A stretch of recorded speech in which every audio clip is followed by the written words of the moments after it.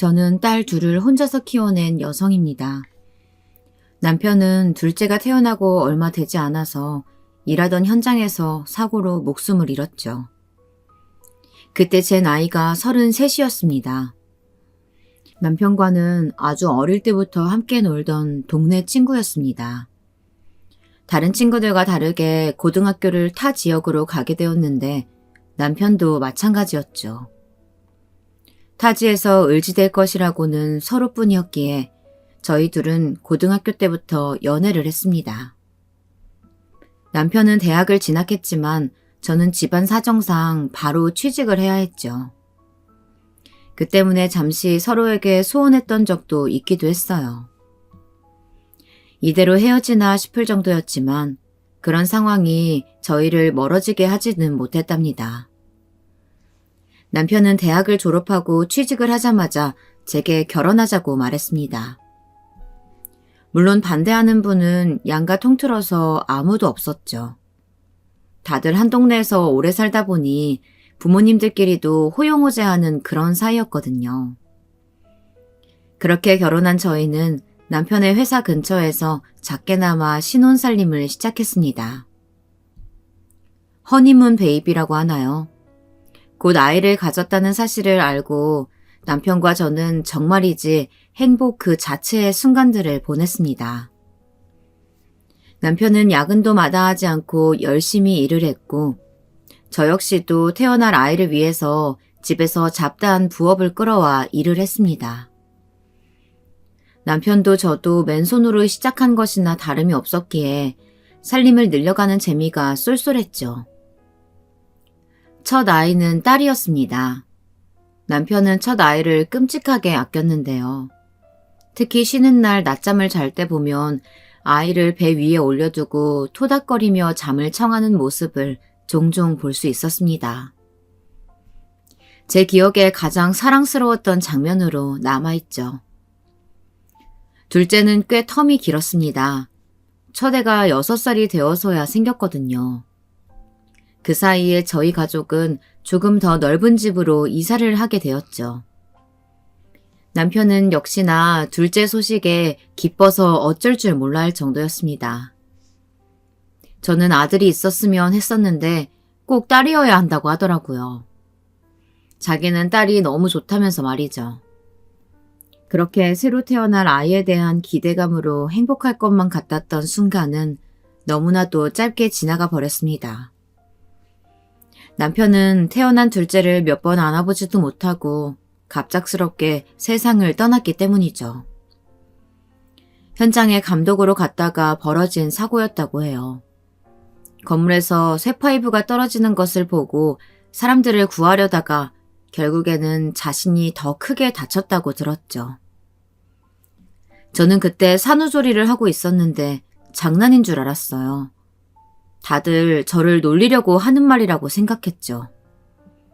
그 사람이 이렇게 사랑스러운 딸애들을 두고 저를 두고 갈 리가 없다고 생각했거든요. 하지만 현실은 아니었습니다. 평소에도 다른 사람을 잘 챙기기로 유명했던 남편은 가는 순간까지도 타인을 위해서였어요. 그런 남편이 너무 그 사람다운 선택이었다고 생각이 되면서도 우리를 두고 먼저 가버린 것이 야속하기도 했죠.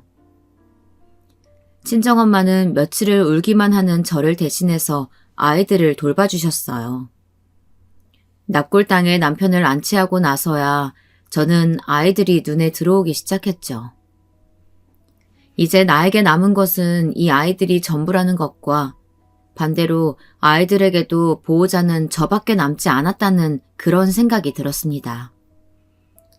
저는 이를 악물고 아이들을 위해서라도 정신을 차려야겠다고 하늘에 있는 남편에게 약속을 했답니다. 어린 아이들이 있는 여자가 할 수 있는 일은 많지 않았어요. 그것도 아직 돌도 지나지 않은 아이의 엄마라면 더더욱 말이죠.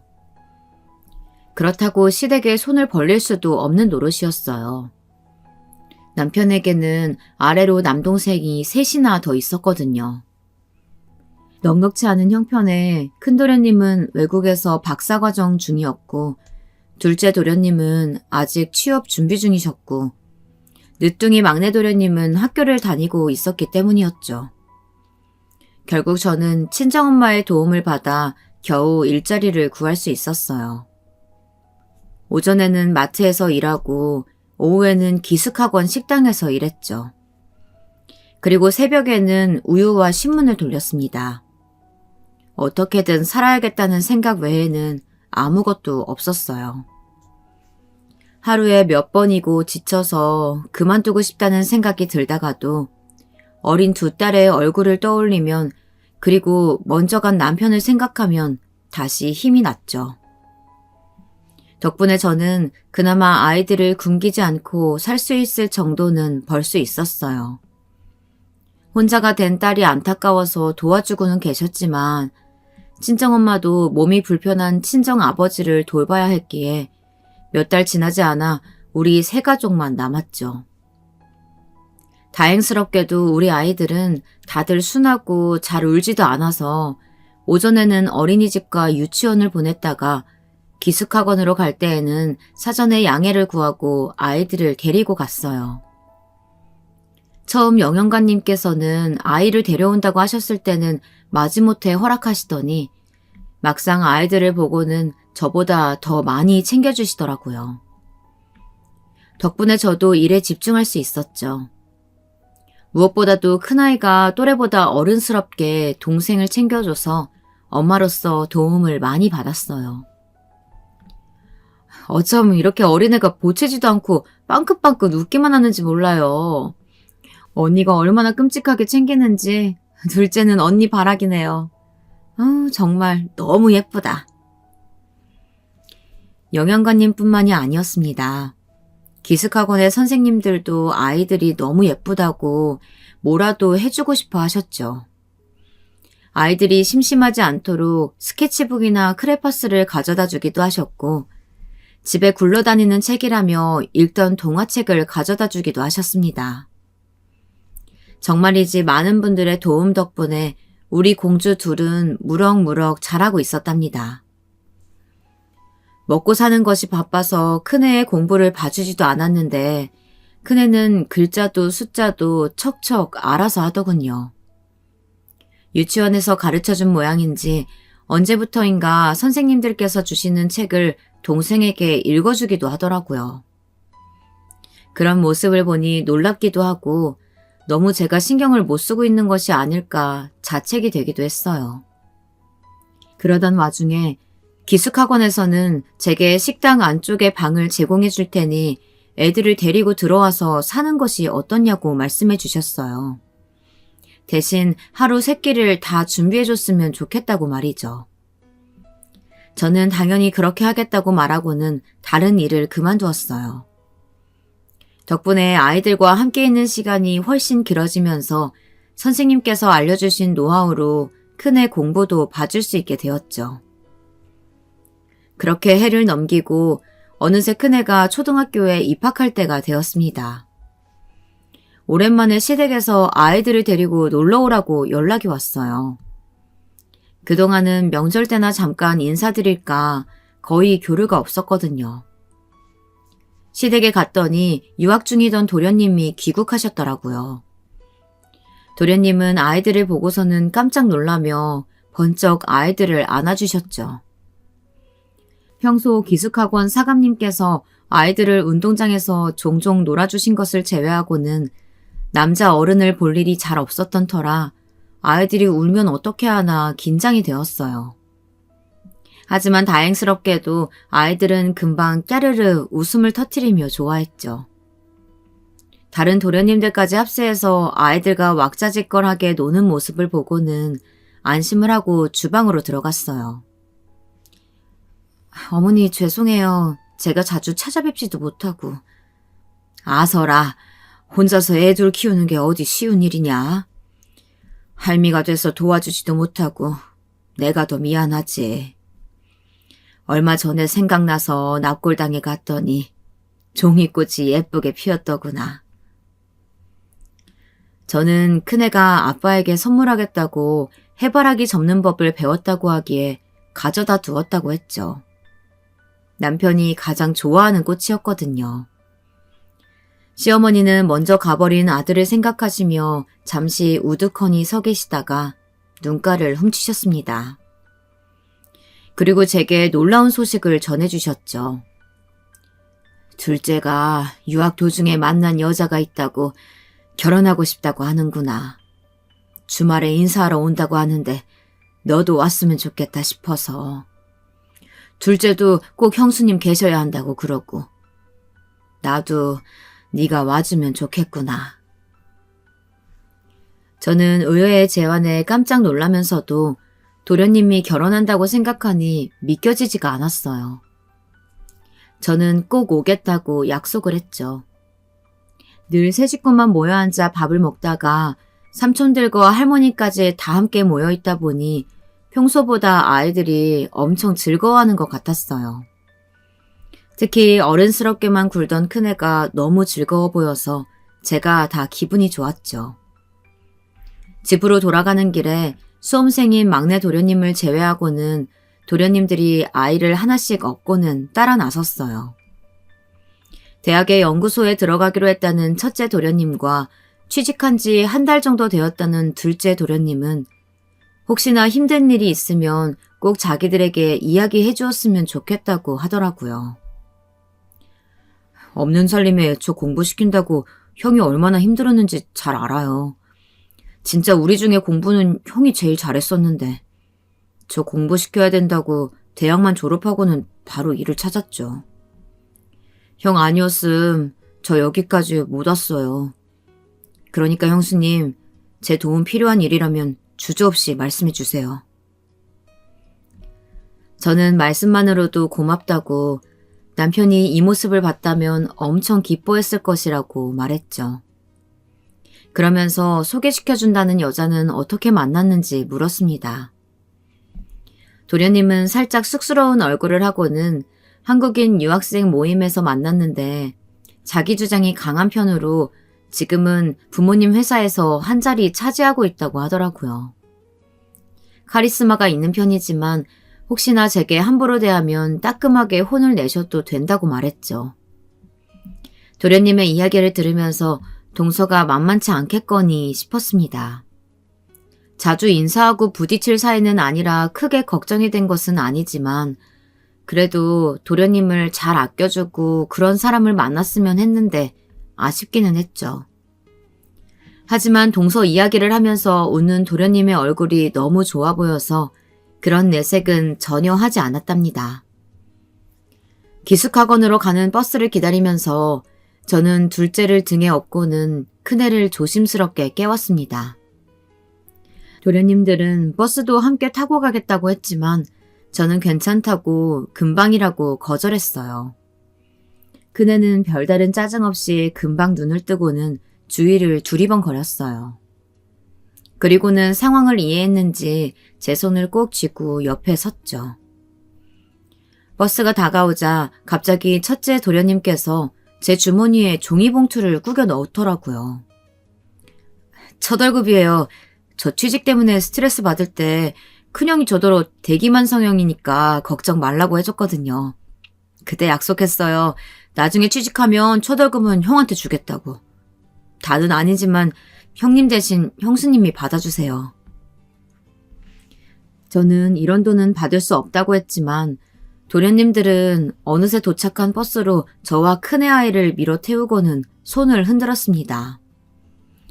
기숙학원으로 돌아가는 버스 안에서 저는 봉투를 열어보지도 못하고 손에 꼭 쥐고만 있었죠. 도련님들의 말 한마디 한마디가 다 남편이 남기고 간 흔적 같아서 마음이 따뜻해지면서도 남편이 보고 싶더라고요. 그런 제 기분을 알아챘는지 큰애가 어깨를 기대면서 저를 꼭 안아주었어요. 주말에 저는 기숙학원에 양해를 구하고 일찌감치 시댁으로 향했어요. 어머님께서도 새 며느리를 만난다는 생각에 긴장하신 것 같았죠. 시간이 되자 서방님과 함께 동서될 사람이 들어왔어요. 키가 서방님과 크게 차이나지 않을 정도로 크더라고요. 바지 정장을 입은 동서는 길 가다가 만나면 누구든 돌아볼 만큼 미인이었어요. 동서는 초대해 주셔서 감사하다는 말씀과 함께 가족끼리 드시면 좋을 것 같아 준비했다고 선물까지 챙겨왔더라고요. 행동이 시원시원하고 거침없다고나 할까요? 자신이 하는 모든 행동에는 다 이유가 있고 확신이 있다고 그런 생각을 하는 사람처럼 보였죠. 약간은 소심한 편인 도련님과는 상극이 아닐까 싶었는데 식사 시간에 보니 그것도 아니더라고요. 형님이라고 불러도 되죠? 이야기 들었는데 아주버님이 일찍 사고로 돌아가셔서 혼자 아이 둘을 키우신다고요. 많이 힘드셨겠어요. 여자 혼자서 생계를 책임지며 육아도 한다는 게 보통 일은 아니잖아요. 정말 대단하세요. 저는 뜬금없는 제 칭찬에 당황하면서도 많은 사람들이 도와주어서 가능했다고 말하고는 웃었죠. 동서와 눈이 마주쳤는데 어찌나 눈을 크게 뜨고 저를 보는지 뭔가 저에 대해 탐색하는 걸까 싶기도 했어요.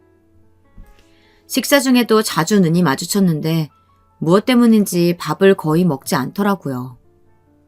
긴장 탓은 아닌 것 같았어요. 음식이 잘 맞지 않는지 아니면 냄새에 예민한 것인지 입을 틀어막고 인상을 쓰더라고요. 식당에서 일을 하다 보니 저런 표정을 짓는 사람들은 100이면 100 음식이 불쾌한 경우이더라고요. 물론 제 오해라면 좋겠지만 말이에요. 그렇게 인사를 드리고는 서방님의 결혼은 정말이지 일사천리로 진행이 되었어요. 우리 결혼할 때는 이것저것 챙긴다고 준비하는데 시간이 많이 걸렸었는데 서방님과 동서는 전혀 그런 것이 없더라고요. 하루는 건네줄 예물이 있다고 하면서 기숙학원 근처까지 왔죠. 저는 저녁 준비 들어가기 전에 잠깐만 다녀오겠다고 말하고는 동서가 부르는 곳으로 나갔어요. 처음 만났을 때보다 한층 더 화려한 의상을 입은 동서는 멀리서도 보일 정도였어요. 동서는 펜던트가 달린 목걸이를 하나 내밀더군요. 형님께 예물 하나 정도는 챙겨드리고 싶어서 준비했어요. 별로 비싼 것도 아니니까 받아두세요. 혹시 급전이 필요하면 팔아서 쓰셔도 되거든요. 진짜라서요. 빠르게 속사포처럼 말을 쏟아내는 동서를 보며 저는 이런 것을 받을 이유가 없다고 거절했어요. 동서는 그럴 줄 알았다는 표정으로 다시 제게 상자를 내밀면서 말했죠. 아주버님이 살아계실 때 그이한테 잘했다는 거 알아요. 유학생들 사이에서도 유명했었거든요. 아주버님, 동생 사랑이 대단하셨죠. 그이가 그걸 비처럼 떠안고 살아가는 모습은 보고 싶지 않아요. 그러니까 그 목걸이 거절하지 말고 넣어두세요. 마치 저를 서방님께 기생해서 사는 기생충처럼 보는 시선에 기분이 확 상했어요. 저는 한 번도 그런 것을 바란 적이 없었거든요. 그런데 동서는 이미 저를 그런 사람으로 몰아가고 있었죠. 동서, 오해하고 있는 것 같은데 나는 한 번도 뭔가를 바란 적이 없어. 앞으로도 그런 마음은 변하지 않을 거야. 그러니까 괜한 걱정하지 말고 들고 가. 형편도 어렵다면서 뭘 자꾸 그렇게 빼세요. 형님이 받는다고 해서 아무도 뭐라 할 사람 없으니까 체면 차리지 마시라고요. 앞으로 우리 그이 승승장구할 일만 남았는데 발목이라도 잡으시면 제가 곤란하거든요. 귀찮다는 듯이 제게 내미는 상자를 솔직히 저는 확 던져버리고 싶었습니다. 뭐 얼마나 잘났다고 저한테 와서 이러는지 어이가 없었죠. 저는 더 이상 상대할 가치를 느끼지 못했어요. 무슨 벽하고 이야기하는 것도 아니고 나는 필요 없다고 했으니까 나머지는 동서 마음대로 해. 그리고 이런 일로 바쁜 사람 불러내지 마. 저는 그렇게 동서를 남겨두고 벌떡 일어나서 학원으로 돌아왔죠. 2번 다시 마주치고 싶지 않을 정도의 기분이었어요. 되도록 동서와는 거리를 둬야겠다고 다짐했습니다. 서방님의 결혼식은 정말이지 호화롭다는 말이 너무나도 잘 어울렸어요. 동서의 집안이 재력이 있을 것이라고는 생각하기는 했지만 이 정도일 줄은 정말 몰랐거든요. 정말 서방님이 엄청난 집의 여자와 결혼하는구나 싶었죠. 하지만 동서와 거리를 두겠다는 제 마음은 변함이 없었습니다. 일상으로 돌아온 저는 기숙학원의 시간표에 맞춰서 매일을 보내고 있었어요. 그날은 또래들이 보는 책보다 어려운 것들을 능숙하게 읽을 수 있게 되었고, 둘째 역시 말이 많아지고 활동량이 엄청나게 늘어났죠. 하루가 다르게 자라는 아이들을 보면서 저는 딱 지금처럼만 지낼 수 있었으면 더 이상 바라는 것이 없을 정도였죠. 딱 그 사건이 일어나기 전까지는 말이에요. 그날도 평상시와 다름없었어요. 다만 둘째가 평소보다 체온이 좀 높았죠. 저는 해열 시럽을 먹이고는 곧 떨어지겠거니 하고 있었습니다. 하지만 둘째의 열은 더 심해지면 심해졌지 내리지 않더라고요. 어떻게 하지? 이런 적이 없었는데 열은 왜 이렇게 안 내리는 거야? 당황해서 발만 구르던 저는 결국 새벽에 둘째를 업고 응급실로 달려갔습니다. 한창 잠들어 있었을 상황에서 강제로 깨웠음에도 큰애는 울지도 않고 제 가방을 들고 따라왔죠. 병원에 도착해서도 저는 계속 불안에 떨고 있었어요. 열이 떨어지지 않는 것이 너무 무섭더라고요. 응급실에서는 급한 처치는 했지만 상황을 보고 다른 검사를 진행하겠다고 하셨죠. 저는 초조하게 아이의 열이 떨어지길 기다리고 있었습니다. 다행스럽게도 아이의 열은 시간이 지나면서 떨어지기 시작했어요. 병원에서 몇 가지 더 검사를 하고 나서 결과를 기다리는데 소아과 선생님께서 탈장이 있다고 알려주셨어요. 저는 전혀 눈치채지 못했거든요. 일반적으로 쉽게 눈치챌 크기도 위치도 아니라서 잘 모르실 수 있어요. 수술로 금방 완치가 되니까 너무 걱정하지는 마시고요. 수술이요? 이게 수술 시간은 길지 않아서 당일 수술하고 퇴원할 수 있지만 지금 둘째가 열이 올라서 컨디션이 나쁘기도 하고 나이도 어려 입원을 해야 한다고 하셨죠. 정신이 하나도 없었어요.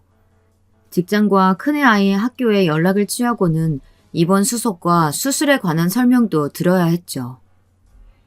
설명해 주시는 간호사 선생님께서도 어렵지 않은 수술이라며 너무 걱정하지 마시라고 저를 다독여 주셨어요. 겨우 마음을 다잡고 나니 문제는 비용이었습니다. 수술비에 입원비까지 들어가는 돈을 감당하기에는 제가 가진 것이 너무 없었거든요. 버는 돈은 족족 애들 앞으로 된 적금에 결혼 초반에 대출받았던 것을 갚는데 돈이 다 들어가고 있었습니다. 개인적으로 가지고 있는 현금이라고 해봤자 얼마 되지도 않았어요. 저는 급한 마음에 빌릴 곳이라도 찾아볼까 했지만 시댁에도 친정에도 쉽게 손이 가지 않았죠. 양쪽 사정 다 아는데 부족한 수술비를 빌려달라는 말이 나오지 않더라고요. 결국 저는 동서의 힘을 빌려야겠다는 생각이 들었어요. 발길이 떨어지지 않았지만 어쩔 수 없는 선택이었죠. 동서는 제 전화에 불쾌한 감정을 여전히 드러내며 지금은 많이 바쁘니 1시간 뒤에 전화를 하자고 하더군요. 그 1시간이 제게는 정말이지 1년과도 같았어요. 초조한 마음으로 전화를 기다리는데 1시간이 조금 넘어서야 다시 전화가 가능했죠. 무슨 일이세요? 저 지금 바쁘니까 하실 말씀 있으면 빨리 하세요. 둘째가 지금 탈장 수술을 해야 되는데 병원비가 좀 부족해서 30만 원 좀 빌려줄 수 있을까? 내가 급해서 그래. 동서는 콧웃음을 치더라고요. 그런 모습에 자존심이 너무 상했지만 머릿속으로는 아이들의 얼굴을 떠올리면서 참아야 한다고 끊임없이 주문을 걸었죠. 그러게. 그때 제가 주는 예물 받았으면 이런 일 없잖아요. 고작 30만 원 때문에 사람을 이렇게 부르다니. 진짜 어이가 없네요. 형님은 그런 돈도 없으면서 그때는 무슨 생각으로 거절하신 거예요? 그때 거절했던 건 정말 서방님이 빚이라고 생각할 필요가 없다고 생각했으니까 그런 소리 들으면서까지 받을 필요 없었고. 그런데 지금은 아이가 그때는 나름 고고한 척 하고 싶었는데 지금은 급하니까 그 거지 근성이 그대로 나왔다. 뭐 이런 소리 하고 싶으세요? 없는 사람들은 꼭 이런 상황에서 자존심 챙기면서도 어떻게든 이유를 만들려고 한다니까. 결국은 돈 달라는 소리 하는 거면서. 안 그래요, 형님? 동서의 비웃는 얼굴이 생생하게 그려졌지만 저는 끝까지 참았어요. 제 자존심보다는 우리 아이들이 먼저였기 때문이었죠. 하지만 동서는 좀처럼 대답을 하지 않고 자꾸만 제 속을 긁기만 하더라고요. 근데 빌려주면 갚을 수는 있고요? 저한테야 아무것도 아니지만 형님께는 다르잖아요. 설마 그냥 구걸하러 전화하신 건 아니죠? 그럼 진짜 거지 새끼인데. 동서, 아무리 그래도 말이 너무 심하잖아. 거지 새끼라니. 나도 염치 없는 것, 그런 것 정도는 알고 있어. 아이가 아픈 것만 아니면 동서한테 전화해서 도와달란 소리도 안 했어. 그런데 어떻게 사람을 그렇게 무시하고 하찮은 듯이 말을 해? 봐봐. 이제야 본성을 드러내시네. 형님, 지금 형님이 저한테 돈을 구걸하시는 입장인데 이렇게 나오시면 곤란하죠. 이렇게 나오시면 제가 돈을 빌려드릴 것 같아요? 전화기를 쥔 손에 힘이 잔뜩 들어갔어요. 마음 같아서는 당장이라도 끊어버리고 싶었는데 제 맘대로 되지 않더라고요. 동서는 제 반응을 즐기는 듯이 할 말이 있으면 더 해보라고 계속 사람을 긁었죠. 저는 심호흡을 하고는 상황이 급하다고 다시 이야기를 했습니다. 동서는 큰 소리로 웃었어요. 봐! 결국에는 이렇게 비굴하게 나올 거면서. 형님, 저 마음이 바뀌었어요.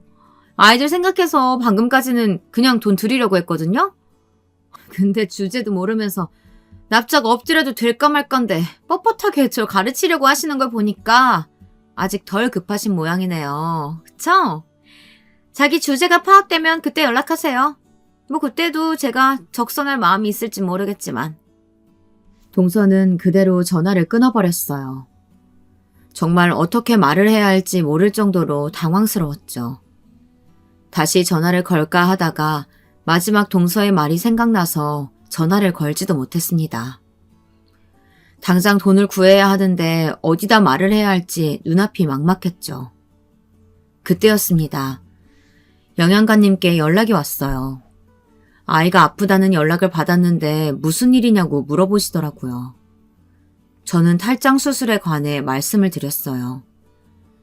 그럼 수술은 언제 하기로 하셨어요? 수술비는 마련되셨고요? 저는 망설이면서 아직 마련하지 못했다고 솔직하게 말씀드렸어요.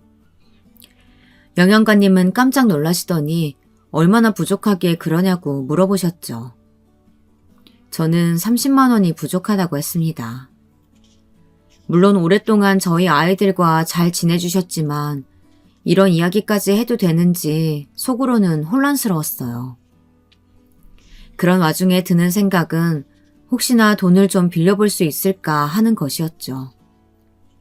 영양가님은 길게 한숨을 내시더니 당장 계좌로 보내줄 테니 계좌번호를 불러보라고 하셨죠. 저는 정말 빌려주실 거냐고 괜찮으시냐고 몇 번이나 물었어요. 지금 급한 대로 빨리 수술 진행해야 되잖아요. 어서 계좌번호 부르세요. 아이가 아프다는데. 그리고 혹시 병원에 필요한 물건 있으시면 연락 주시고요. 탈장 수술 저도 어릴 때 했는데 괜찮아요. 금방 좋아질 수 있으니까 너무 걱정하지 마세요. 저는 따뜻한 그분의 말이 너무 위로가 되었어요. 가족이라는 사람은 온갖 모욕을 주면서 사람을 거지 새끼 취급하는데 말이죠. 저는 감사하다는 말을 몇 번이나 더 하고는 전화를 끊었습니다. 급한 것들을 해결하고 나니 동서와의 전화통화가 다시 한번 생각이 났어요. 저는 어떻게든 동서에게 대갚아주고 말겠다고 다짐을 했어요. 비록 지금은 제가 어떻게 하든 계란으로 바위치기겠지만 두고 보라고 무슨 일이 있어도 오늘의 일은 절대 잊지 않겠다고 다짐 또 다짐했죠. 그때 저는 몰랐습니다.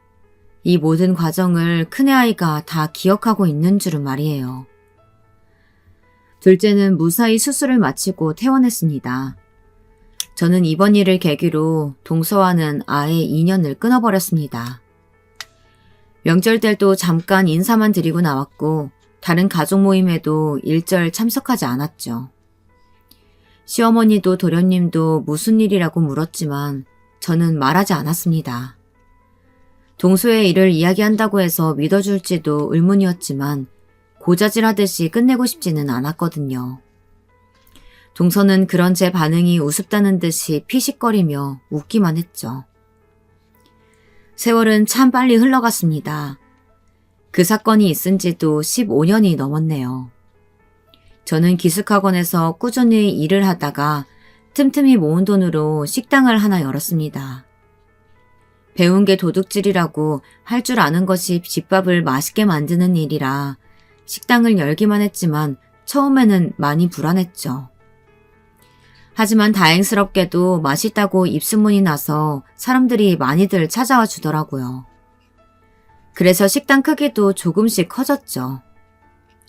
혼자서도 모든 일을 척척하던 큰애는 남편을 닮았는지 공부머리가 있어서 줄곧 학교 다닐 때도 전교 1등만 하더니 검사가 되겠다고 시험도 단번에 패스하고 검사 임용 발표만 남겨두고 있었죠. 탈장 수술 이후에도 그렇게 병원을 내 집처럼 다니던 둘째도 지금은 건강해져서 의대를 다니고 있고요. 다들 제게 자식 농사 잘 지었다고 하지만 저는 반대로 제가 축복을 받았다고 생각해요. 아이들 일도 잘 풀리고 식당 일도 잘 되고 모든 것이 만족스러운 나날이었죠. 10년이 훨씬 넘는 세월은 동서에 대한 악감정을 제외하고는 많은 것들을 희석시켰어요.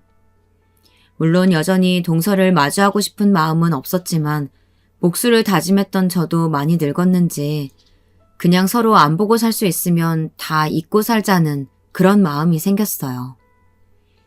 제 인생에서 더 이상 동서의 모습은 보이지 않길 바랬죠. 그러던 어느 날 아이들과 백화점에 쇼핑을 갔다가 동서를 마주하게 되었어요. 무슨 해외에 나간다고 해서 거진 10년은 안 보고 살았는데 이렇게도 맞으실 수 있구나 싶었죠. 저는 못 본 척하고 지나가고 싶었는데 동서가 먼저 아는 척을 하더라고요. 어머 형님, 요즘 좋으신가 봐요? 백화점도 오시고. 10년 전만 해도 이런 것은 꿈도 못 꾸셨는데 말이에요. 역시나 동서는 첫인사부터 사람을 무시하고 시작했죠. 저는 대꾸하고 싶은 마음이 조금도 없었기에 그대로 지나치려고 했는데 동서가 자꾸 붙들었어요. 잘 지내셨죠? 건강해 보여서 다행이네요.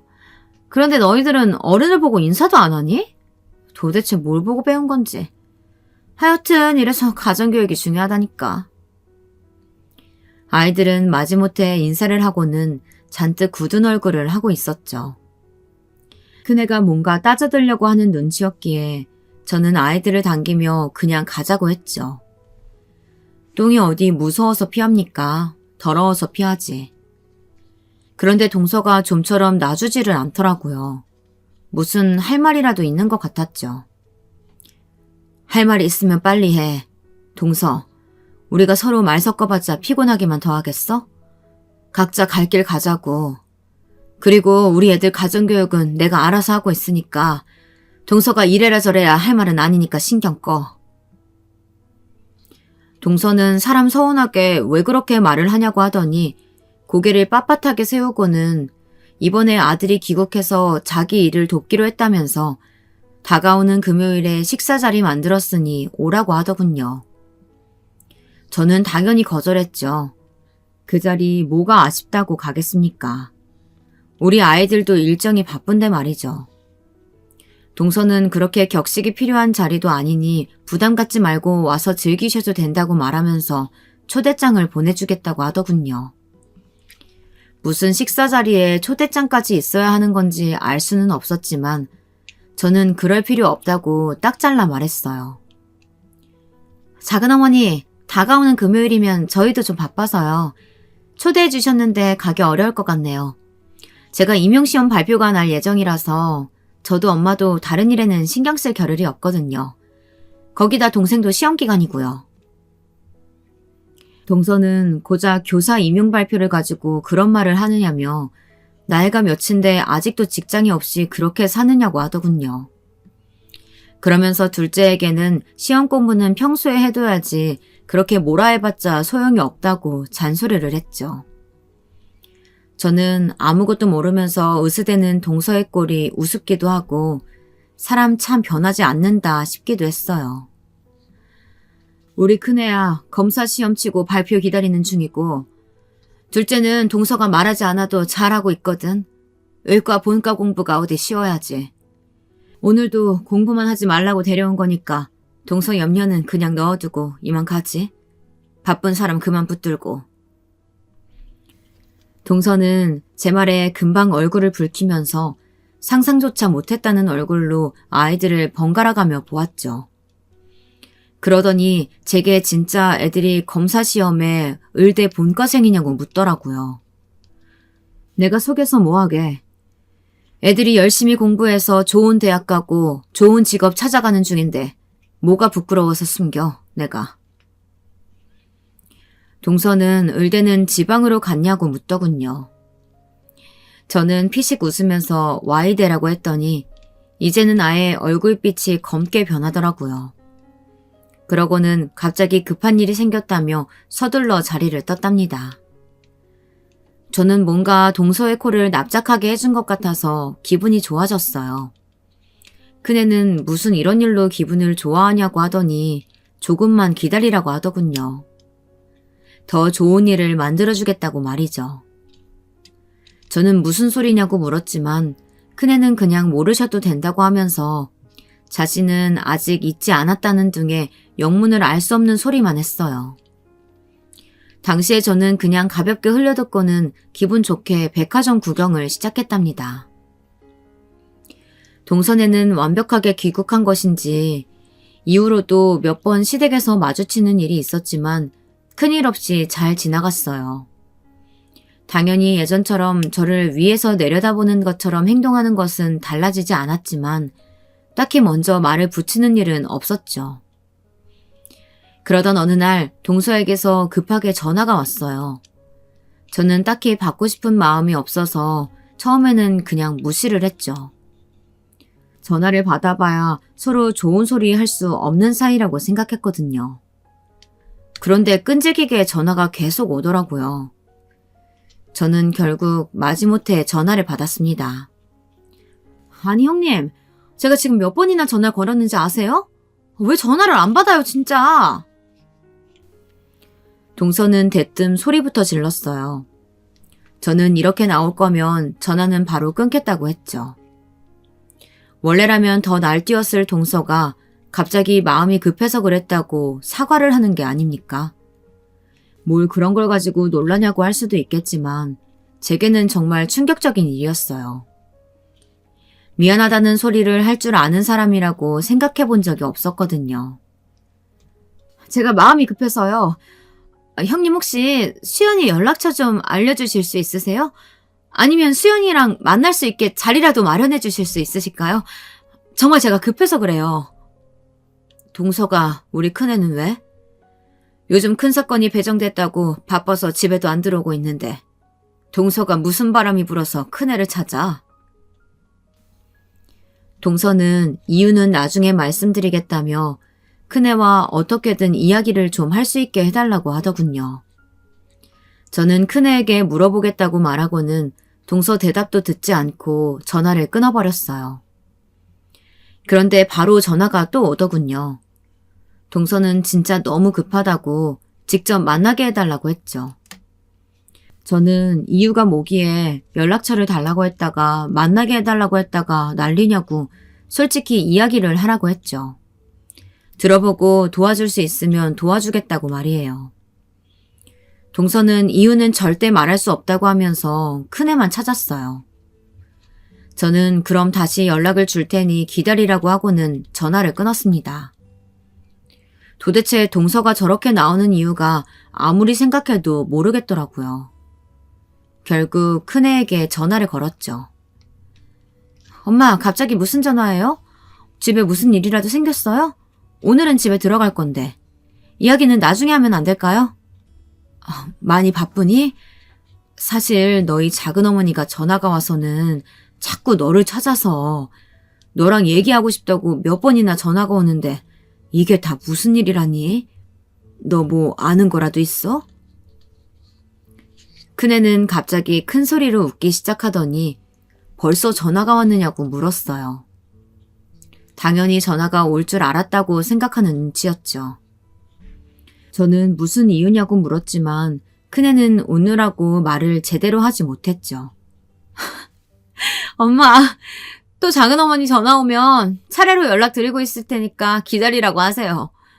혹시나 그 말 듣고서도 저를 만나게 해달라고 하면 그런 태도가 불리하게 적용될지 모른다는 생각은 안 하느냐고 그렇게 말해주시고요. 자세한 이야기는 제가 집에 들어가면 할게요.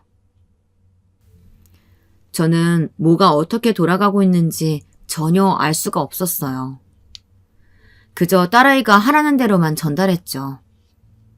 동서는 득달같이 식당으로 찾아와서는 어떻게 당장 만날 수 없겠느냐고 계속 저를 괴롭혔죠. 그러면서 이유는 죽어라 말하지 않더군요. 그날 저녁 저는 신발도 채 벗지 않은 큰아에게 이게 다 무슨 일이냐고 물었어요. 큰애는 엄마까지 왜 이렇게 성미가 급하시냐고 하더니 자기가 말한 대로 전달했냐고 물었죠. 이거 아직 기사되기 전이라 절대 소문나면 안 되는 일이긴 한데 이번에 귀국했다는 기태요. 아무래도 검찰 조사 받을 것 같아요. 최근 마약 관련 신고가 들어왔거든요. 그래서 추적하다 보니까 기태 이름이 나오더라고요.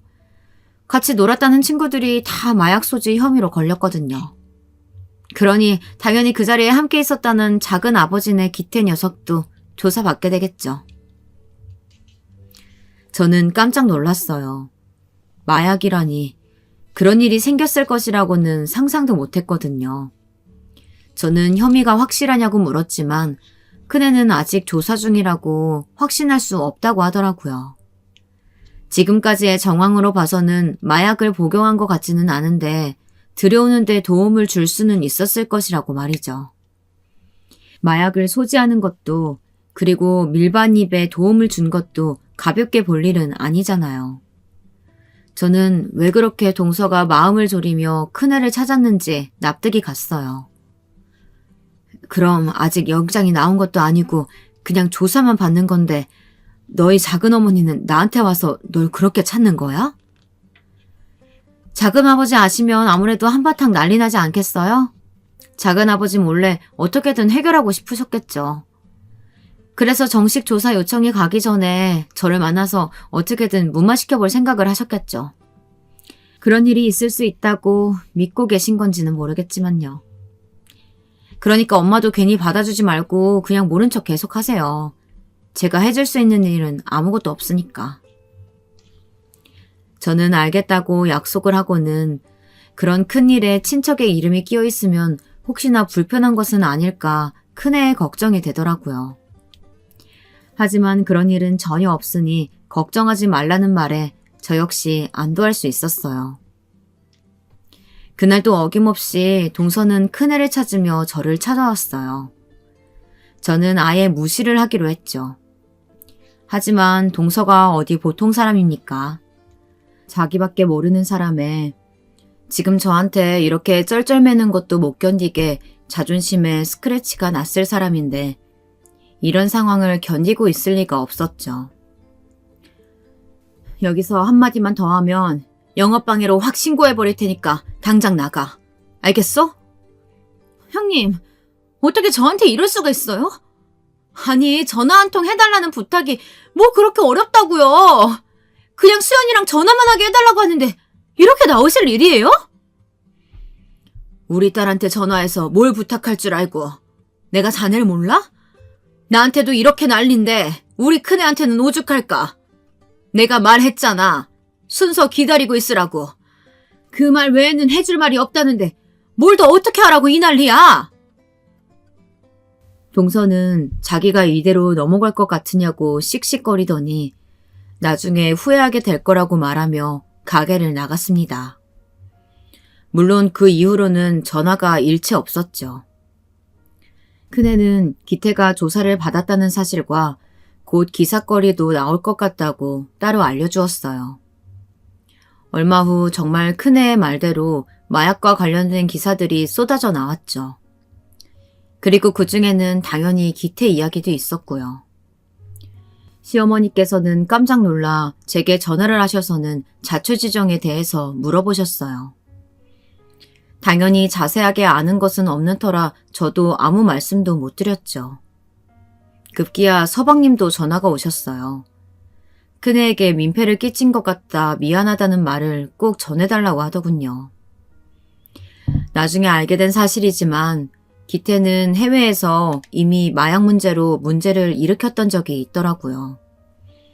동서가 서방님 몰래 수습한다고 고생을 좀 했나 본데 이번 조사 결과 그것까지 다 드러나게 되었다고 해요. 서방님은 극대노하셔서 당장 이혼하자고 난리셨고 동서는 절대 이혼은 못한다고 매달리는 모양이더라고요. 시어머니께서 어떻게 집안에 이런 일이 있을 수 있냐고 한탄을 하시면서 말씀해 주셨죠. 솔직히 저는 서방님께는 죄송하지만 동서의 이야기를 듣고 나니 속이 뻥 뚫리는 기분이었어요. 과거 그렇게 저를 무시하고 가진 것 없는 사람이라고 비꼬고 심지어 거짓 취급까지 한 사람이 누구였던가요? 언젠가는 천벌을 받게 될 것이라고 생각했는데 그 천벌이 지금인 것 같더라고요. 그런데 이런 제 마음을 큰애는 알고 있었다는 듯이 속 시원하냐고 묻더군요. 그게 갑자기 무슨 말이야? 속 시원하냐니 작은 어머니 저렇게 된 거 말하는 거야? 엄마야 뭐. 그런데 그걸 네가 왜 궁금해하니? 엄마는 내가 아직도 기억 못한다고 생각해요? 그때 동생 병원비 30만 원 달라고 전화했을 때 저도 곁에서 다 듣고 있었어요. 제가 그날을 잊었을 것 같으세요? 저는 큰애가 그 사실을 알고 있다는 것이 너무나도 놀라웠어요. 고작 초등학교 저학년이었는데 그때 일을 마음속에 계속 담고 있었다는 사실이 괜히 마음이 아팠죠. 그런 나쁜 기억은 저만 가지고 있어도 충분했는데 말이에요. 아직 멀었어요. 작은 어머니가 받으실 벌은. 저는 여기서 멈출 생각이 없거든요. 저는 큰애의 말에 이번 일도 우연히 벌어진 것은 아니라는 생각이 들었어요.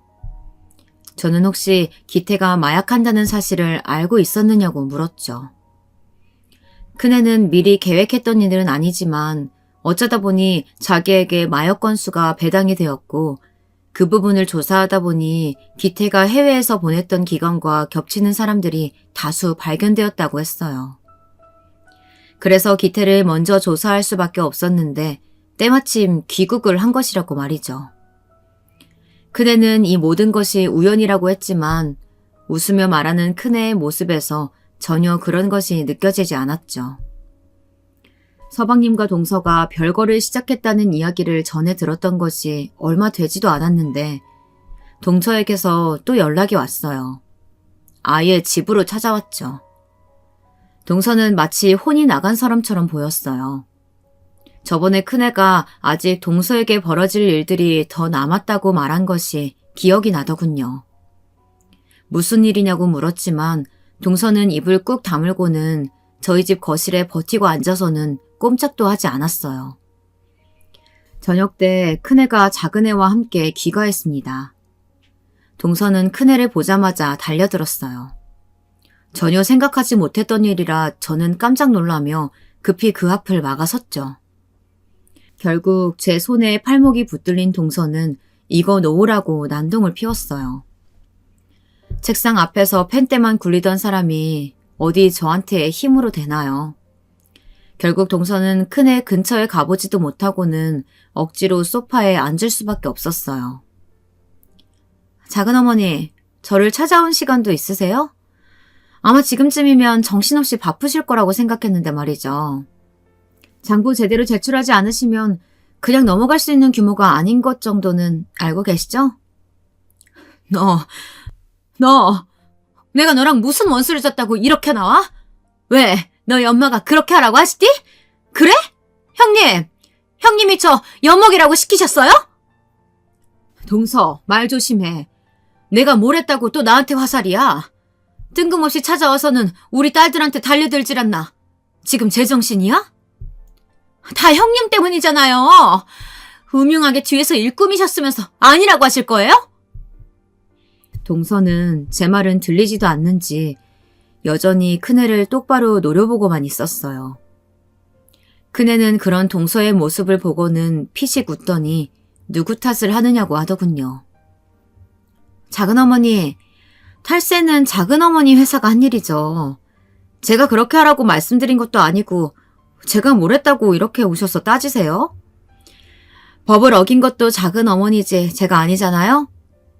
그리고 지금 무슨 원수를 졌냐고요? 뭐 작은어머니랑 저희 집이 좋은 관계는 아니죠. 그렇다고 제가 없는 죄를 만들지는 않아요. 저는 탈세라는 소리에 이건 또 무슨 일인가 싶었죠. 작은애가 귓가에 속삭이기를 동선의 집안에서 운영 중인 회사가 탈세 혐의를 받고 있다고 하더군요. 세금을 적게 내려고 꼼수를 부리고 있었는데 그게 그대로 다 밝혀질 것 같다고 말이죠. 다른 기업들도 다 그 정도는 해. 우리만 그렇게 하는 줄 알아?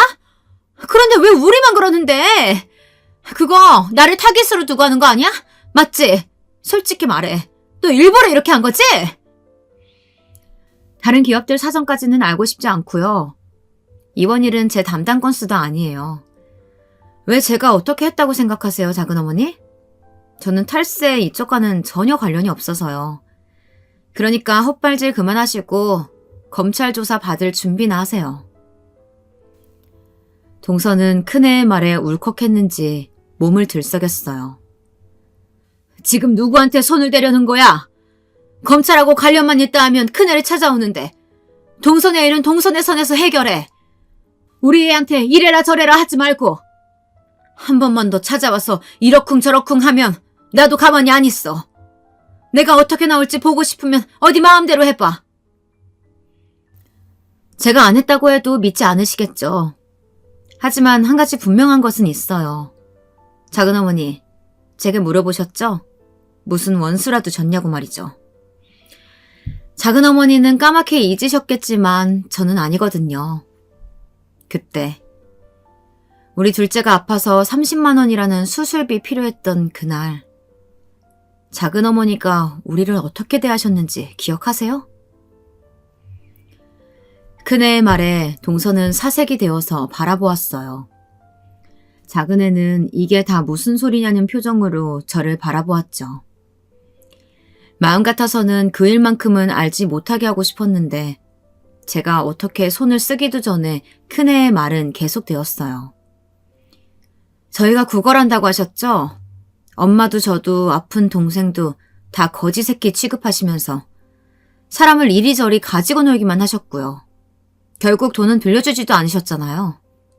잊었다고 말하지 마세요. 저는 아직도 생생하게 기억하니까. 작은애는 그런 일이 있었는지 전혀 몰랐다고 말하며 어떻게 그렇게 하실 수 있냐고 동서에게 따졌죠. 동서는 대꾸도 못하고 아랫입술만 깨물더군요. 큰애는 그동안 본 적 없는 얼굴을 하고는 동서에게 말했어요. 작은어머니, 도와달라고 거지 새끼 마냥 구걸하지 마시고 당장 돌아가서 준비나 제대로 하세요. 탈세 혐의가 크면 벌금 정도로는 끝나지 않을 테니까요. 그리고 2번 다시 저희 엄마한테 연락할 생각은 하지 마시고요. 그때는 제가 검사직을 걸고서라도 작은어머니 먼지 하나까지 다 털어버릴 거니까요.